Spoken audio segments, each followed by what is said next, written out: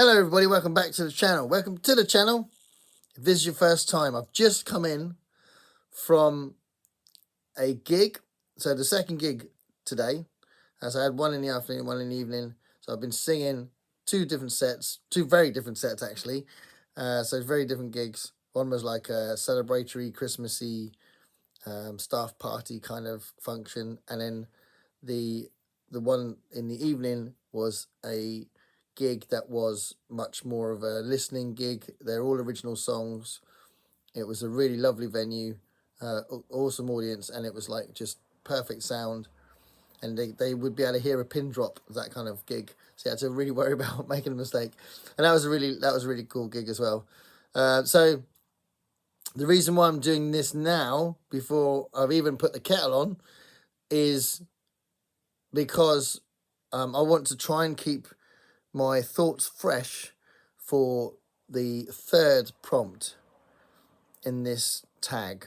So I'm doing a tag, and I'm doing a tag well aware that prompt 3 could end up with a massive answer that could send me off on a massive tangent that I want to tackle. I want to tackle this tangent. I'm going to tackle some tangents. I want to tackle the tangent, but I'm also need to be aware of my audience. This is a bookish audience, and I don't want to stray too far and people are going, what? So I've got to keep that in mind for prompt number 3. But basically, let me just tell you what I'm talking about. This is a tag I'm going to use the prompts on my TV because I'm not going to spend any time writing any notes. There's no notes for this whatsoever because I want to just do it. So this is the reading books about reading books tag. And it's an original tag created by Bob from Robert G, Reader of Books. And that's a channel I didn't know very well, and I've just subscribed, and I'm hopefully going to get fed lots of suggestions of his channel from subscription and recommended by Pat. And I was tagged by Pat from Book Chat with Pat. And I did speak to her about this video earlier, and she said, do it. So here we go. The reading books about reading books tag. The first prompt is, what do you enjoy the most about reading? Okay, so there's several things I love about reading, and I've always been a reader. I've had different periods in my reading. So I read, when I first started reading, like my own choices of what I was going to read when I was a kid, I read novelizations and fun science fiction stuff and fighting fantasy books. So if you're a fighting fantasy book fan, then I'm going to nudge over here a little bit because I'm hoping to edit in a couple of pictures to make it more interesting, but also to illustrate what I'm talking about. So the fighting fantasy books were a big part of my initial reading as well. And it was a really good way of getting teenagers into reading, I think, properly. So anyway, that was a big part of when I first started. But then I got into just reading in general, and reading at school inspired me. I had a really cool English teacher, and I carried on reading as an adult and expanded my reading. But I did favour science fiction and fantasy, but I read a lot of comedy as well, or at least I favoured that kind of thing, I guess. And then when I did my degree, I went heavily into non-fiction. So just before the degree, when I did my Access course, I did a course on philosophy. So I read a lot of philosophy books, and I did a course on the EU, actually. And I read lots of books about the European Union. And I feel like I understood it a lot better than some of the people that I'd see arguing their points on Brexit. And it was shocking sometimes what the arguments were. And I was just thinking, do you actually know how the EU works? So that was interesting, and that was quite an enlightening thing that I learned about when I read about that as well. And so I read a lot about that, and my degree was a history degree, and I read tons of history books, and I read some books that were associated with history as well. So some sociology books and some kind of anthropology books kind of were connected as well, philosophy books. And some of the cultural studies kind of books as well were featured in some of my reading, and my investigation into historiography for my dissertation was a big part of my understanding of history as well. And because of my political stance and my political beliefs, if you like, I did favour, when I did my own projects in my degree, I favoured things like peasant studies, uprisings, revolutions, the witchcraft trials, the East Germany thing in the 20th century, and the Russian Revolution, did lots about that, and Stalin and Trotsky and Lenin, all that sort of stuff. And I also did lots about the conditions in the 19th century in Britain, the working conditions and child labour and stuff like that, like the Henry Mayhew, all that sort of stuff, you know. So I covered all those kind of things in my degree, and I was really interested in it.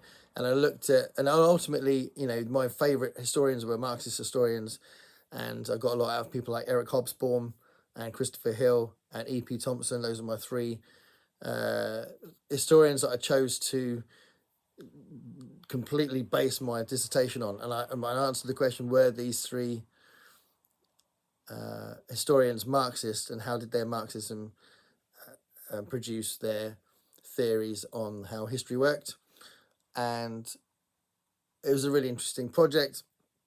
So during that period, I did put kind of a hold on fiction, and I read tons and tons of non-fiction, and I kind of missed it. So once to be fair, I kind of got non-fiction fatigue after I did that. So I went back to fiction again in a big way, and I kind of left non-fiction for a bit, and now I've got an interesting balance now. I'm still favour fiction, but I am really interested in non-fiction stuff about society and history and religion and all sorts of different things that kind of wrapped up in that, cultural studies, all that kind of thing. So one of the things that BookTube's done, big shout out to Vin and the rest of the co-hosts that I share the event Historathon with, and the Historathon has helped me to recapture my love for history, and that's been a really interesting journey. And that's also sparked off my BookTube event that I'm starting next year, which is my bi-monthly belief and behavior book club, which I did a video about a little bit before, but I'll do another one about it as the year starts. But that's looking at 6 books that look at behavior and belief in humans. So that's bouncing off that reinvigorated interest in non-fiction and thinking about the way we work and the way our brains tick. So yeah, there's a kind of a happy balance, I think, now, which is really cool.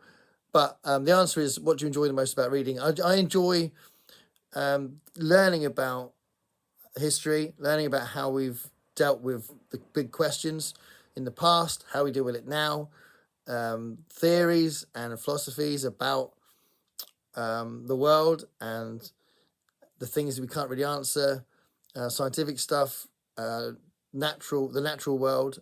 So I dip into that kind of stuff sometimes. I've talked a lot about the books I've read about the great apes and their cognitive capabilities, all that kind of stuff. So I'm very passionate about that. But I also, primarily, like I said, I read fiction, and I love the storytelling aspects of fiction. So you can learn a lot from fiction as well. But ultimately, for me, what I love most about reading fiction is the stories, the characters, the new worlds that you enter, the thought processes of the characters, which is unique to novels and short stories, really.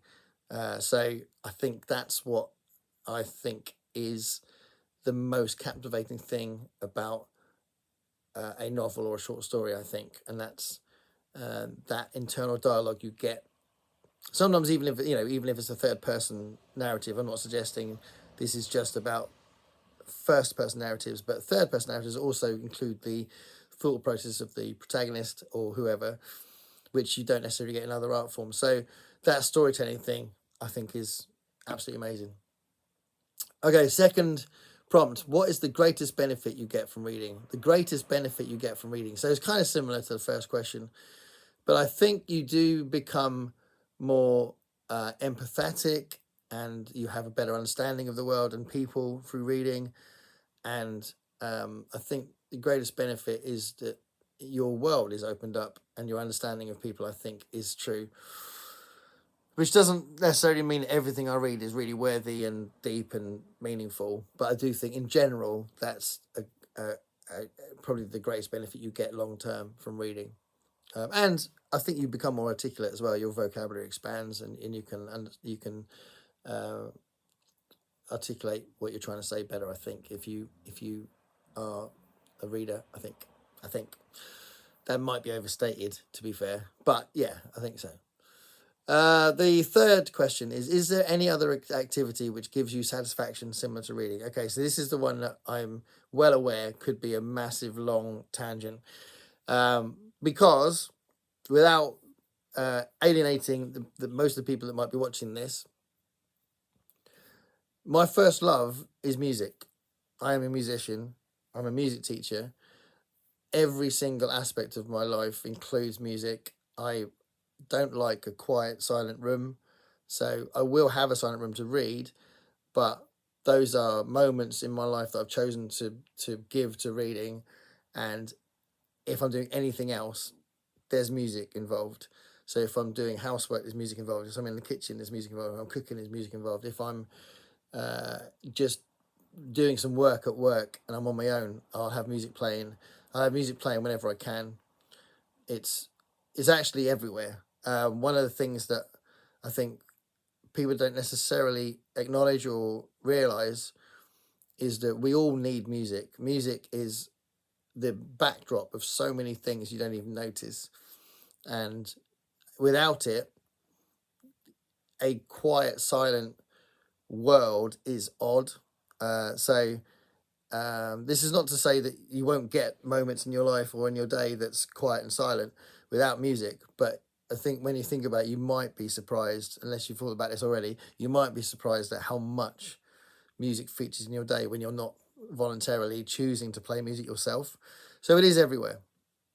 And people use music to reinforce sporting events and um, huge kind of conferences, or obviously every TV program's got a theme to it. Every public performance in a theatre features music a lot, etc. etc. When you go in a shop, there's music playing. It's very rare that you go into a shop and there's no music playing.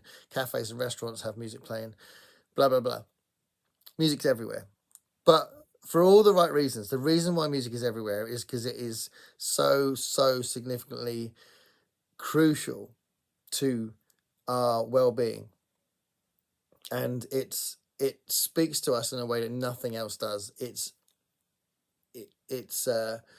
It moves us and changes our psyche completely involuntarily. We don't have any control on how this music affects us, and it's such a strange, mysterious magic that is utterly spontaneous and instinctive. So if you compare that to other art forms, so if you look at paintings, art as in fine art, paintings are incredible things. I am a fan of fine art as well, and I have certain things that I gravitate towards. And if I go in a gallery, I can stand and look at a gallery of artwork for hours. Love that. But your brain is connecting to your heart. If you're moved by a painting, it's both those things acting together. And same when you read, you're reading. It takes concentration. It takes that active brain to allow the images that the words are creating to filter through, to then start stirring up your emotions and then get your heart going. So both these things are happening, and this is true for films and TV as well. Anything like that. And if you're a sporty kind of person, then it's your heart has been affected by the physical activity you're doing. so it's kind of instinctive again, but it's like a physical reaction to what you're doing. Music is such a strange thing where you're not engaging your brain in the same way necessarily, and it's just hitting you. And you can listen. I'll give you an example of an experience I've had at a concert where I wasn't expecting it whatsoever. So I went to see Susan Vega back in 20 odd years ago. This was probably, and I genuinely don't remember the date. And the support was someone I'd never heard of before, never seen before, called Narina Palo.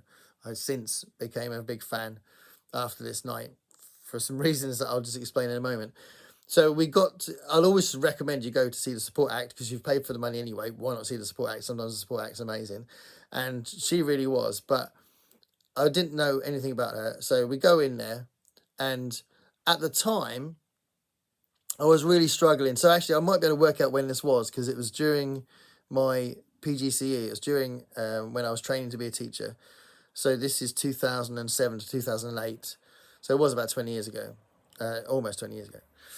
And I was in quite a messy state in my head. And I wasn't aware of how much of a state I was in until I saw this set by Narina Palo. And she started playing these songs on the piano. Beautiful words, really emotive, beautiful voice. Really powerful songs. And there was a few lines that really hit me. And with the melody and the atmosphere in the room, I spent most of that set bawling my eyes out. And it was utterly cathartic. It was really powerful. And I knew I needed it, but I didn't realize I needed it until it had happened. And afterwards, it occurred to me that I was really going through something quite major, and I had to address it, and I had to really think about what I was going to do with this thing that had been happening over the last 8 months or whatever, and am I going to carry on what I was doing? Am I going to try and adjust what I'm doing? Because clearly there was all this pent up tension and this pent up issue with self image and self esteem, sense of achievement, sense of confusion about some of the decisions I'd made. How do I deal with this stuff? And that moment, that half an hour where most of the set, these songs really knocked me for six, that set me on a path to really think about what I was going to do with this thing that I was doing, this PGC I was doing. And that was the music. That was the music. Clearly, some of the lines were really hitting me. And then you can make references to poetry, arguably, but also some of the poetic lines you might find in a book that really hit you. Absolutely. But those lines would not have had that impact, that same impact, without the music that was the delivery of those lines. And I remember specific moments in some songs where it was the way the music utterly swept me up and took me somewhere that I wasn't expecting. And that's just one example. There are countless examples. And that's a moment of reflection and realization in my own sense of a big part of my life, a big moment in my life where I had to really think about what to do next. But there are other more simple moments when you can think, yeah, that was incredibly powerful and emotive, but that was just me having fun, or me being changed by something with music. I'll give you another example that this is just about complete elation, but it was built up from the association with somebody and this anticipation of this incredible experience I was going to have, and how fundamental these moments can be. So this is another live experience. Keep music live, people. Keep going to see live music, because it's these live experiences that are so powerful. And to be honest, when people start disassociating themselves with music and they start going, oh, it's not really a big part of my life anymore, often it's because they've stopped going to see live music. Maybe ponder on that for a moment. But just want to say this example. So I went to LA back in 2018, And one of the things we did in LA, we went to see the Nightmare Before Christmas live show with Danny Elfman and Catherine O'Hara, Paul Rubens, so the original cast with a huge orchestra doing the film live with the cast singing the songs and doing the dialogue.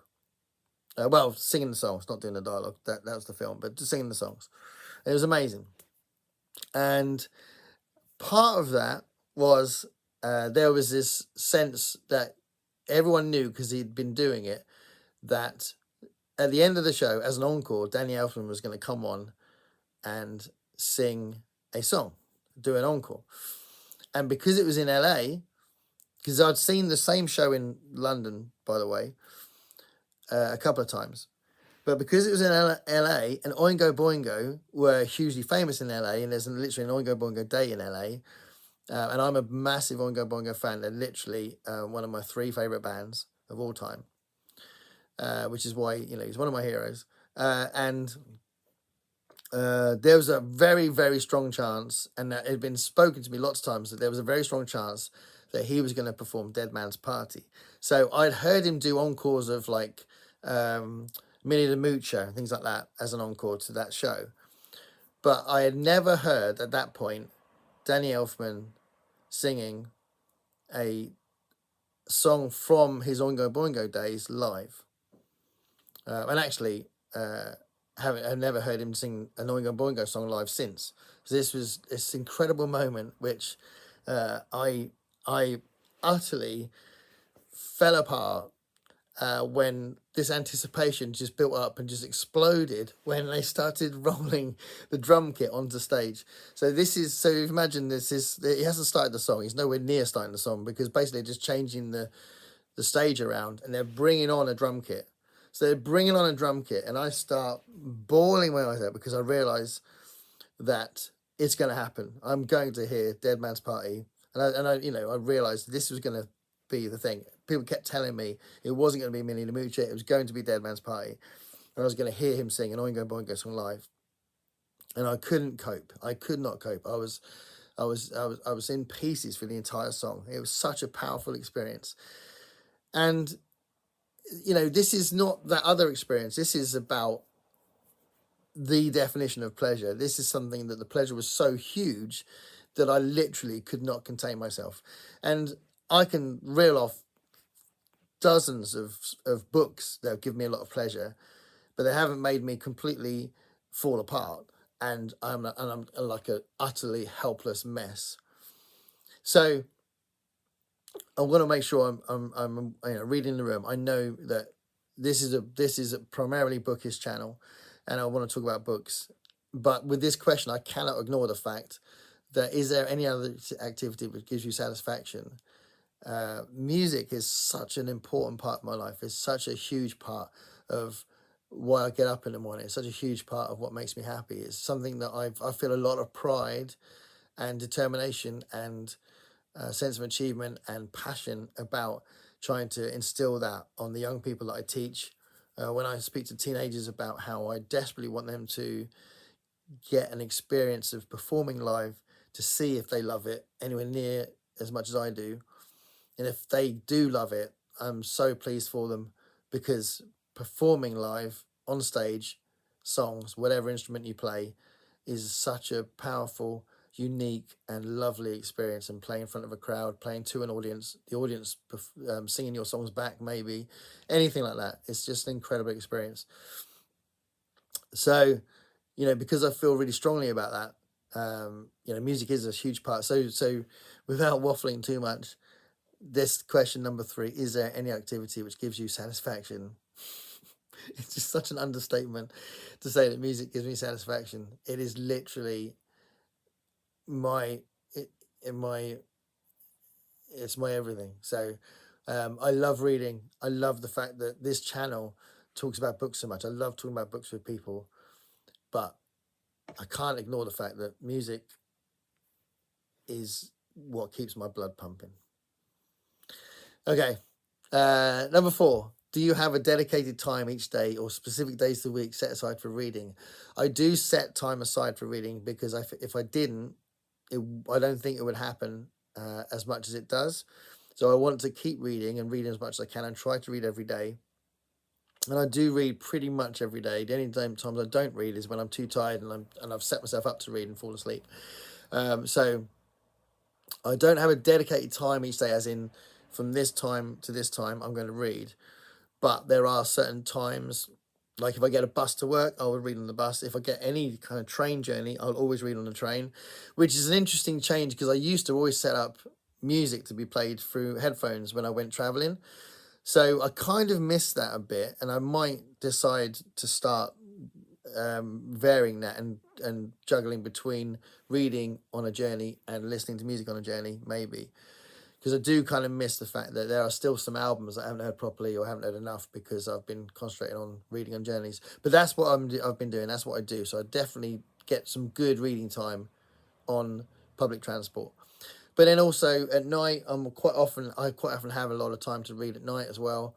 So if I'm not geeing and I'm not doing any work for my teaching, I usually have some time to read.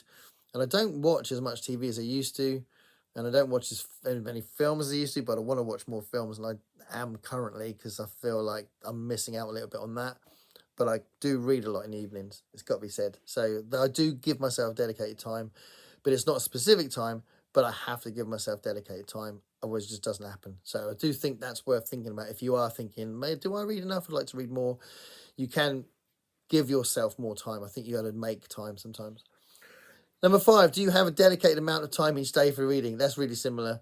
So dedicated amount of time.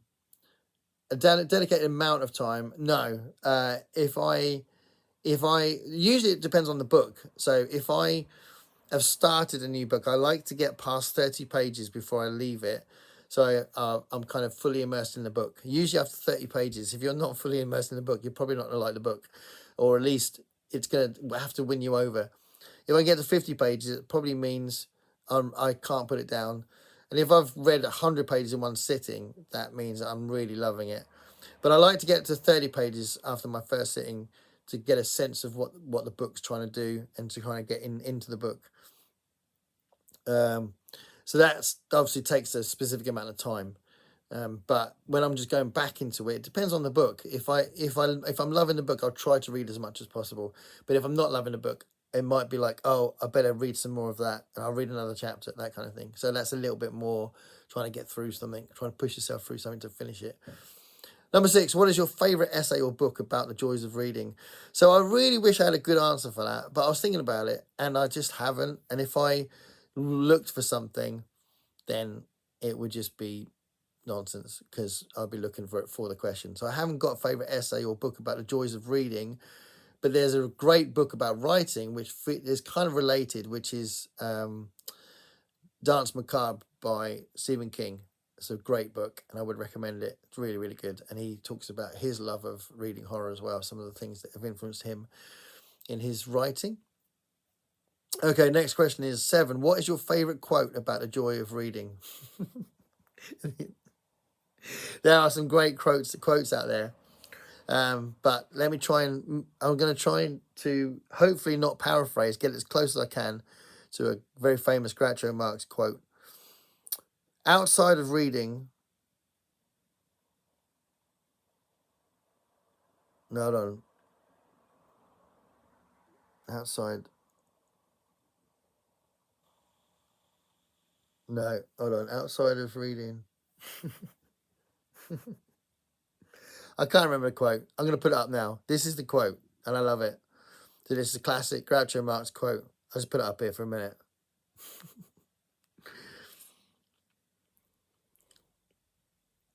Okay. Number 8, if you were denied time to read, or if your access to books was denied you, how would you cope? Okay, so I'm not very good at audiobooks.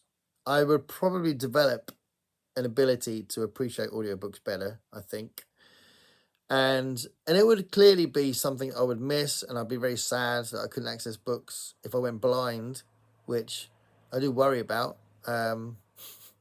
This sounds a bit dramatic, but I've lost some blood vessels in the back of my eyes due to diabetes, and it's something when I was told that, and and I was told that that could get worse, I did start thinking, oh my God, I might actually lose my sight. And clearly that would affect my reading, and it would affect all sorts of things. I'm terrified of that idea. Clearly, I've just been talking about my love of music, and that would help me to cope. So how would you cope? I would probably lean on music. Music would help me cope, definitely. So there we are. I think Pat tagged about 4,000 people for this, so I'm not going to tag anyone, I don't think. If I suddenly decide to tag some people because I realise they're not in that list, then I might add that to the list. But it's already 30 minutes long, and I understand that's because of the big tangent. But hopefully that was interesting. Please comment below on anything I've said. If you feel like I not ranted, but waffled or spoke too much about music, I apologise on a book tag. But I couldn't ignore that third question and not treat it honestly and respectfully and fully.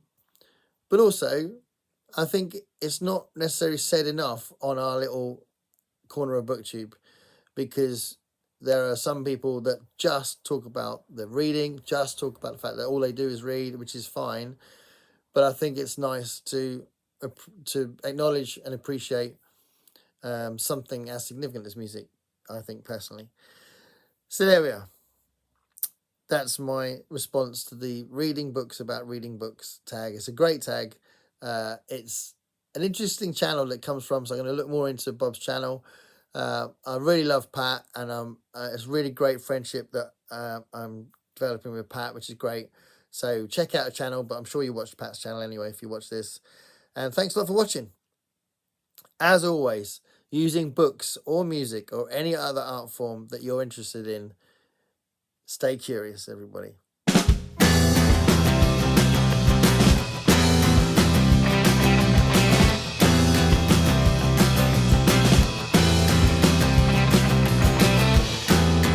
Paint me a picture of what it's like to be